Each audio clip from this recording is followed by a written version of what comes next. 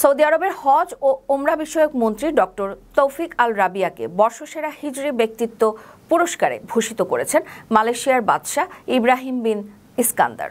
আন্তর্জাতিক পর্যায়ে প্রভাবশালী ইসলামী অবদানের স্বীকৃতি স্বরূপ তাকে এই সম্মাননা প্রদান করা হয়। পুরস্কারটি নবীর হিজর পুরস্কার নামে পরিচিত। হজ ও ওমরা অভিজ্ঞতার আধুনিকায়ন এবং বিশ্বজুড়ে মুসলিম হজ যাত্রীদের সেবায় সৌদি সরকারের অগ্রণী ভূমিকার স্বীকৃতি হিসেবে ডক্টর আল রাবিয়াকে এই সম্মান জানানো হয়েছে।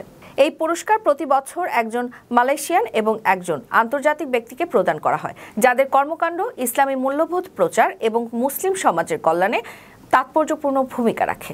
সৌদি গ্যাজেট জানিয়েছে, ডক্টর আল রাবিয়া হজ ব্যবস্থাপনায় ডিজিটাল সেবা, আন্তর্জাতিক অংশীদারিত্ব এবং হজ যাত্রীদের অভিজ্ঞতা উন্নয়নে যুগান্তকারী পদক্ষেপ নিয়েছেন। তার নেতৃত্বে সৌদি আরব হজ ও ওমরা খাতে বহুমুখী রূপান্তর সাধন করেছে। এই পুরস্কার মালয়েশিয়ার জাতীয় মর্যাদাপূর্ণ সম্মানগুলোর একটি, যা প্রতি বছর নবীর হিজরতের বার্ষিকীতে প্রদান করা হয়। আপনার স্বপ্নগুলো আকাশ ছুবে প্রবাসীর হেলিকপ্টারের মাধ্যমে। বিয়ে, জন্মদিন অথবা যে কোনো বিশেষ প্রয়োজনে হেলিকপ্টার ভাড়া করতে যোগাযোগ করুন স্ক্রিনে দেয়া নাম্বারে। প্রবাসীর হেলিকপ্টার, নিরাপদ ও সাশ্রয়ী বাহনের বিশ্বস্ত নাম।